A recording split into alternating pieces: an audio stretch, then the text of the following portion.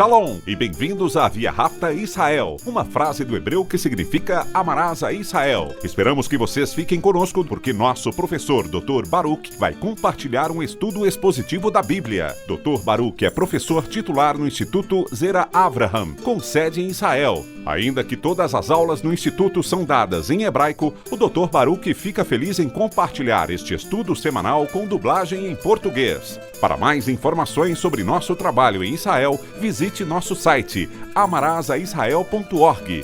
Fiquem agora com o Dr. Baruch e a aula de hoje.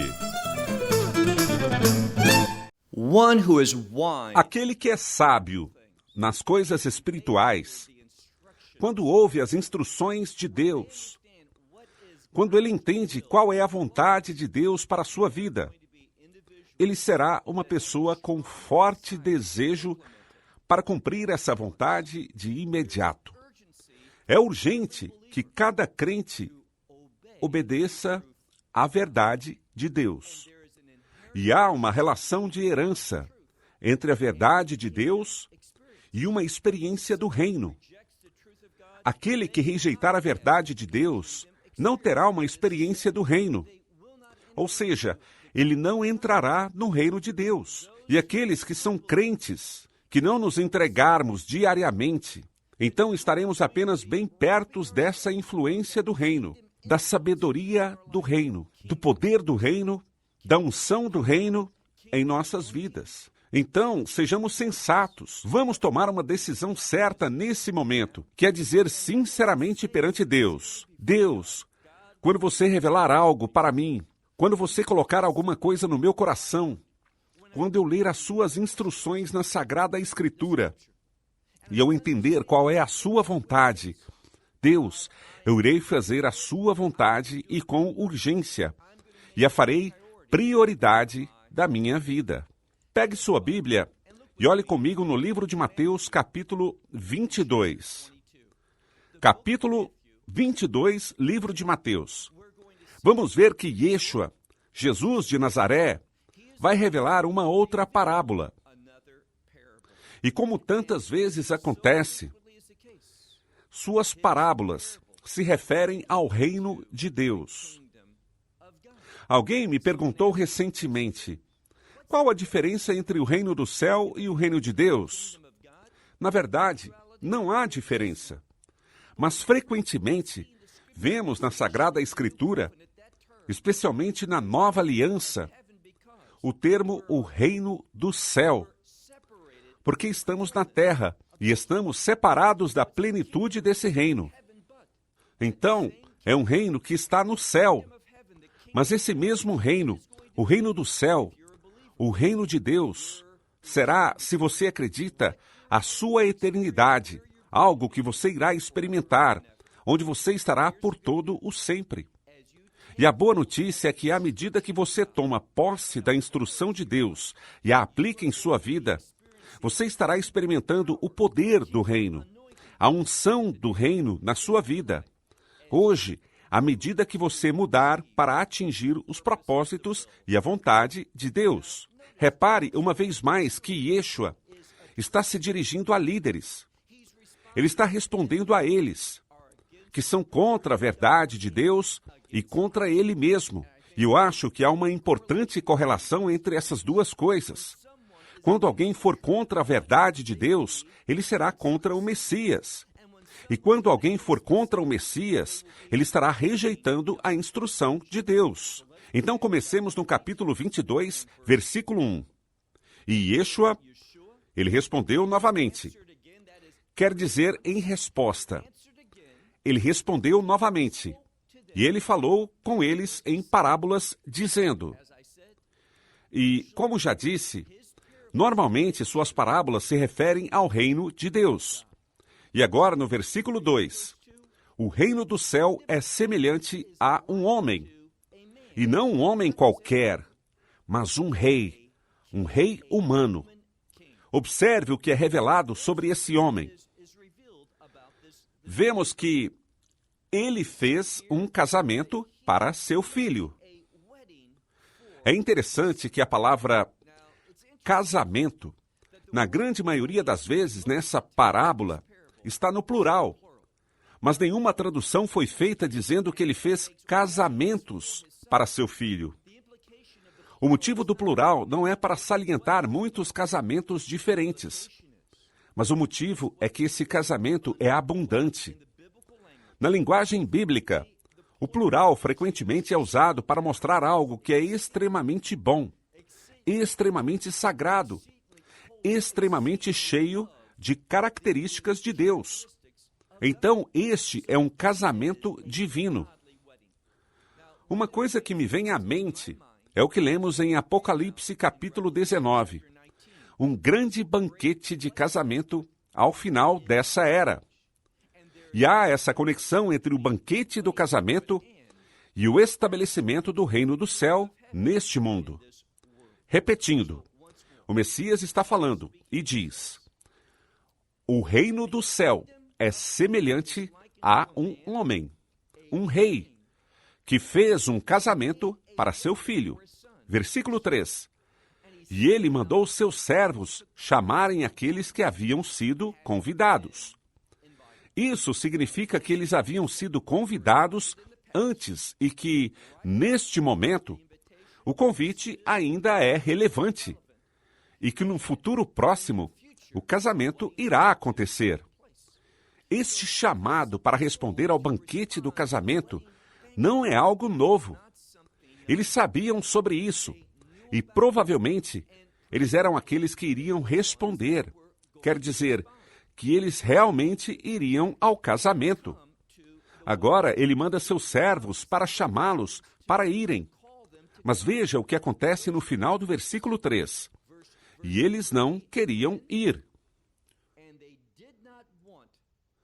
Gostaria de salientar o verbo queriam na frase anterior.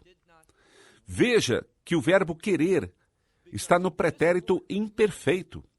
E o uso desse tempo verbal é para prefigurar uma mudança. Naquele momento, eles não queriam, mas está vindo um tempo em que eles vão desejar demais estar naquele casamento, mas não será possível. Qual é a mensagem para nós desta construção gramatical? Muito simples. Se você não estiver atendendo à verdade de Deus, estou falando agora principalmente deste grande convite ao reino de Deus, o Evangelho. Você pode até dizer: eu não estou interessado nisso, não vou responder, eu não me importo. Tenha certeza de uma coisa: está chegando a hora em que você vai se arrepender. Você vai querer ser parte do reino de Deus, mas será tarde demais. Então, a construção gramatical prefigura que essas pessoas que não estão interessadas no convite de Deus, no seu reino, e a parábola aqui, que é sobre o rei que está fazendo um casamento para seu filho, um evento para o filho do rei, está mostrando que essas pessoas serão muito, muito infelizes com essa decisão. E aqui diz que eles não queriam ir. Versículo 4. Novamente, ele mandou outros servos, dizendo: fale com aqueles que já haviam sido convidados. Veja o seudá, termo em hebraico. Embora haja uma palavra diferente aqui, mas eu a mencionei porque, se você sabe hebraico, sabe que tem uma diferença muito grande entre a palavra al-ha-emil, que é seudá. Seudá é uma refeição muito importante, feita com algum propósito. E geralmente é muito mais elaborada. O propósito não é apenas comer porque você está com fome, mas o propósito é o evento, o acontecimento, algo de grande significado. E por causa disso, observe o que ele diz. Ele diz aos servos: vocês vão e digam àqueles que foram convidados. Vocês digam a eles: vejam, o jantar, meu jantar, está preparado, os bois. E veja que está no plural, o que quer mostrar que é algo muito importante, já que a maioria das pessoas não comiam bois, a menos que fossem muito ricos, ou que fosse um acontecimento muito esperado. Ele diz: meus bois estão prontos, e o gado engordado, que seriam os bezerros. Os bezerros engordados. Eles foram mortos, e tudo está pronto. Venham para o casamento. Quando um casamento é mencionado na Sagrada Escritura, devemos entender que há grande alegria e felicidade. Portanto, quando vemos o termo casamento no plural, é um casamento, mas é um casamento com alegria em abundância. É um casamento como nenhum outro. Isto é o que a palavra de Deus e as escolhas únicas que o Espírito Santo inspirou o autor a escrever está comunicando a você e a mim, que somos os leitores. Então, tudo está pronto. Venham ao casamento. Ele diz, versículo 5, mas estes, e a próxima palavra significa ignoram. E aqui encontramos um problema. Muito frequentemente nós ignoramos as coisas que deveríamos prestar atenção. E damos maior atenção às coisas que deveríamos ignorar. E o que isso revela? Revela que nos falta discernimento.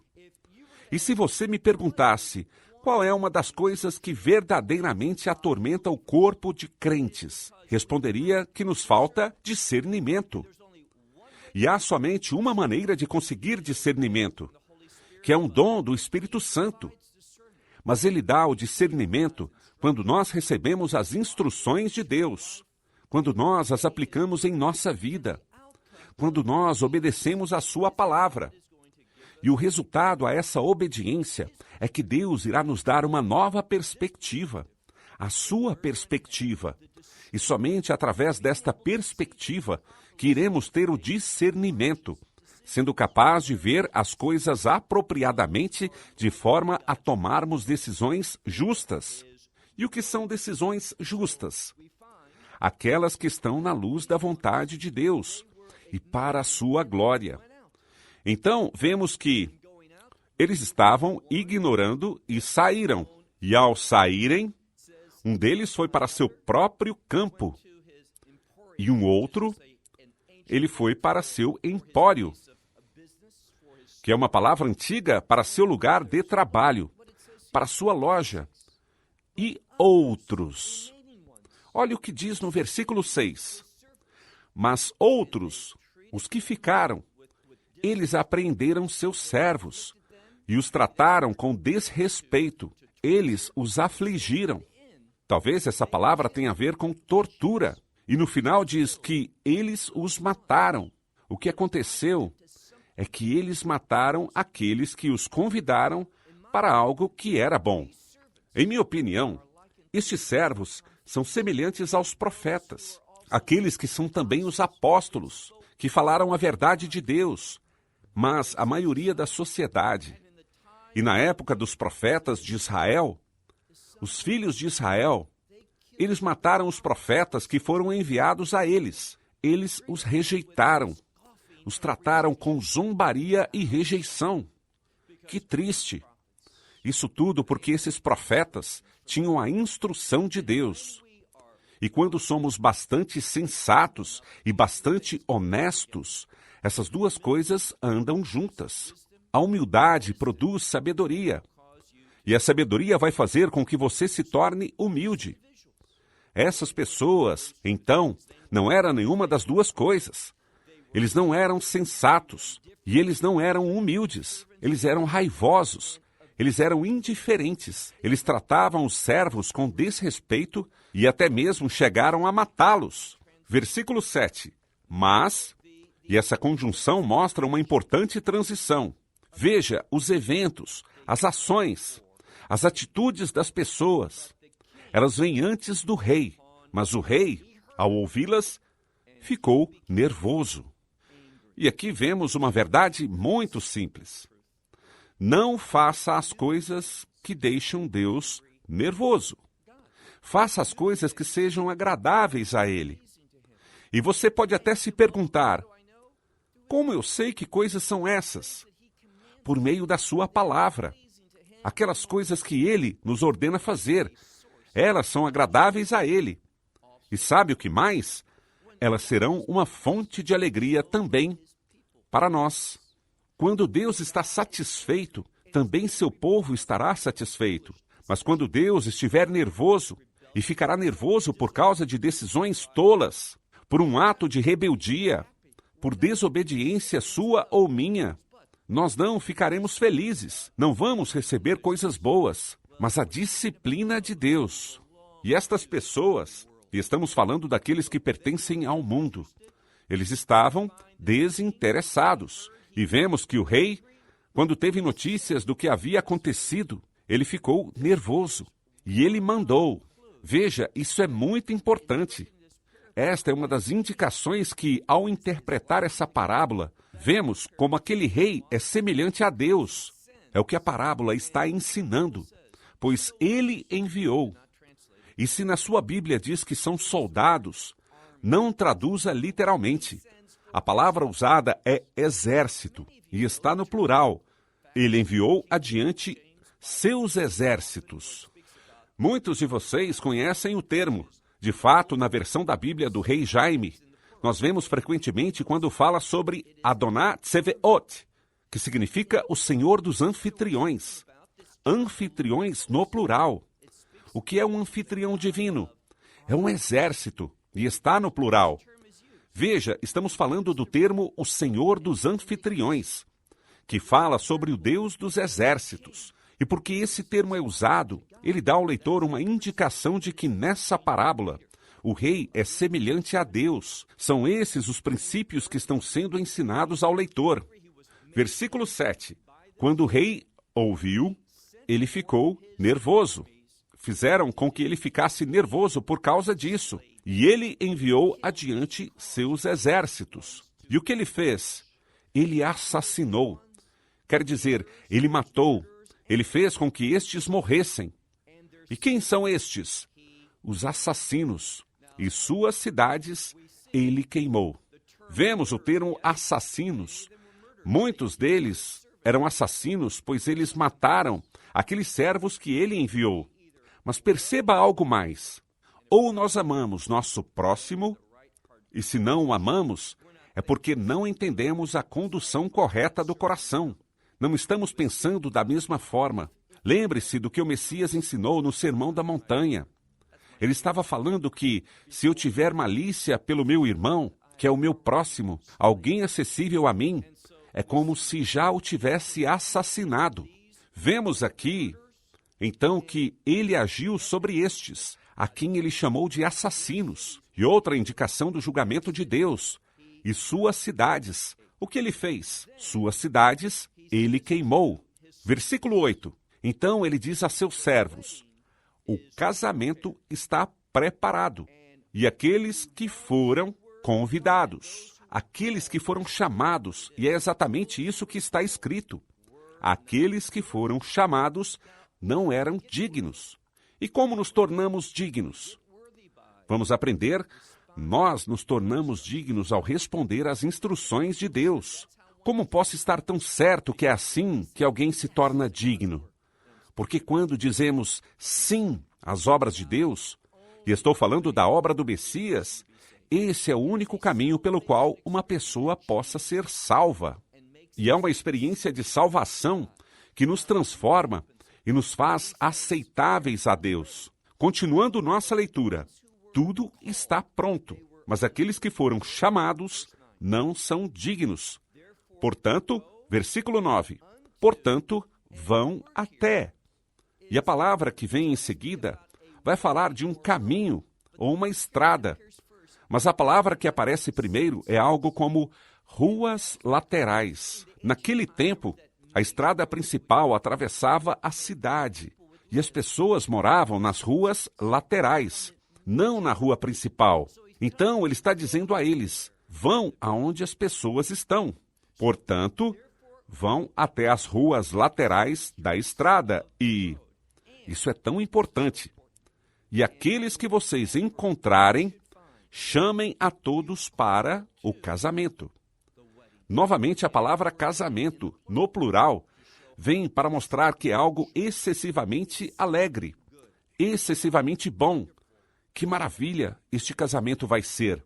Então convidem, chamem a todos para o casamento. Versículo 10. E os servos foram adiante, saindo pelos caminhos, ou seja, pelas rodovias e outros caminhos. E eles ajuntaram todos que eles encontraram. E preste atenção, todos aqueles que eles encontraram. Veja o que está escrito, todos aqueles que eram maus, e todos que eram também bons.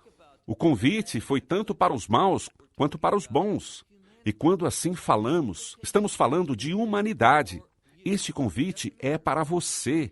Não importa como foi seu passado, o que você já fez, o que você não fez, a dimensão dos pecados que você cometeu. O convite é para os bons e para os maus. E realmente ninguém é bom. Perceba que o convite, que esse chamado é para todas as pessoas, para os maus e os bons também. E qual é o objetivo? Que meu casamento, é o que diz aqui, o casamento desse rei para seu filho, que o casamento seja cheio de convidados, aqueles que seriam os participantes. Então, repetindo, quando falamos sobre isso, lembra daquela palavra que eu compartilhei, seudá, essa refeição para um propósito especial, que não é o simples fato de comer, mas é para honrar o evento. E eles comeram reclinando-se, da mesma forma como na refeição da Páscoa. Realço aqui a palavra reclinando, que frequentemente traz às nossas mentes a Páscoa, pois traz um contexto redentor em nosso estudo.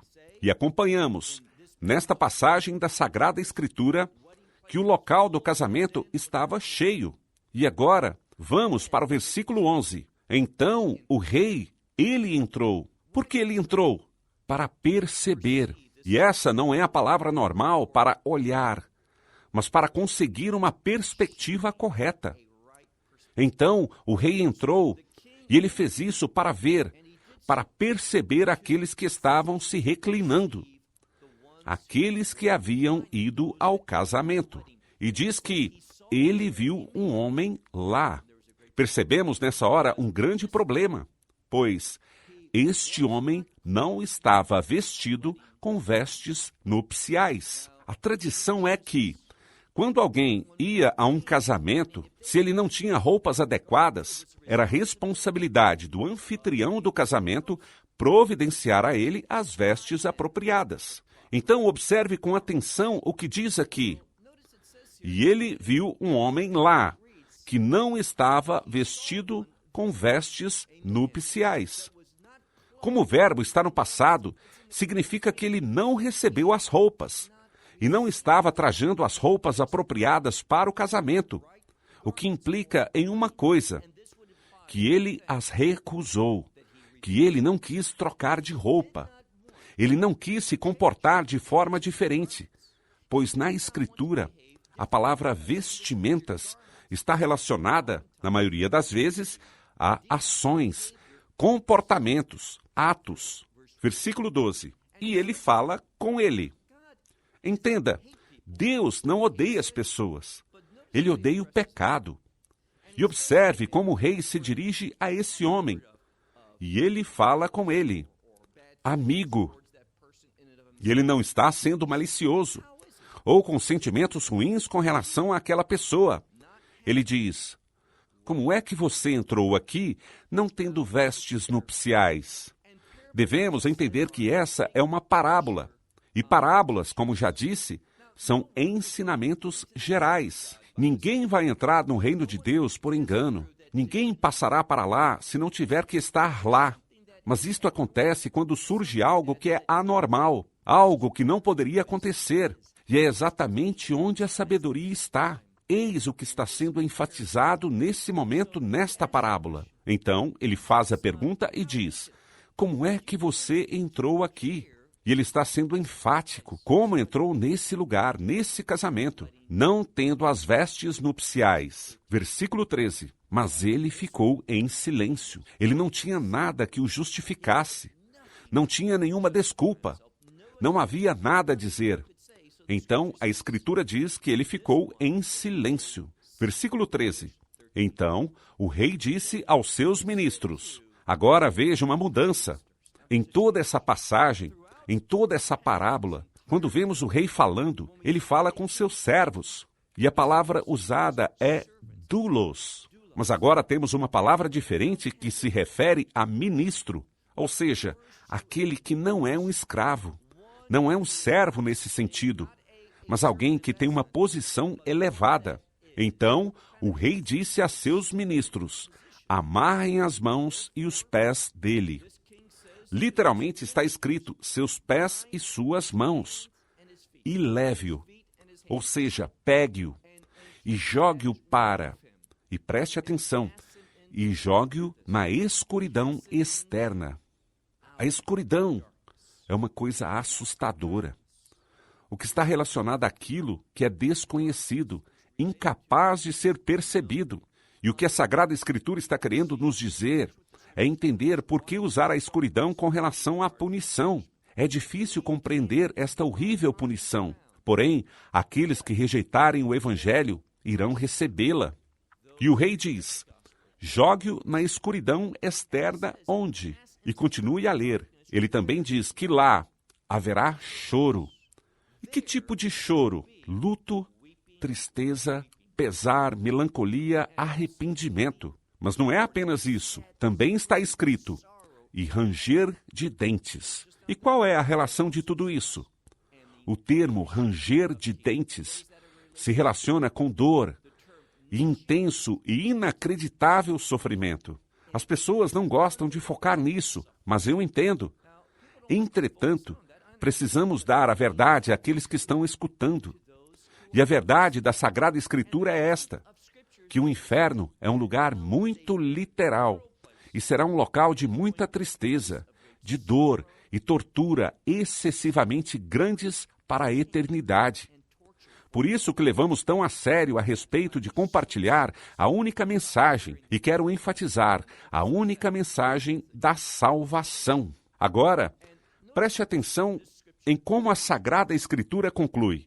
No versículo 14, pois muitos são os chamados, mas poucos. E aqui quer dizer muito poucos serão os escolhidos. A frase, muitos são convidados, mas poucos são os escolhidos, tem grande significado. E com ela começamos na semana que vem. Shalom, desde Israel. Shalom from Israel.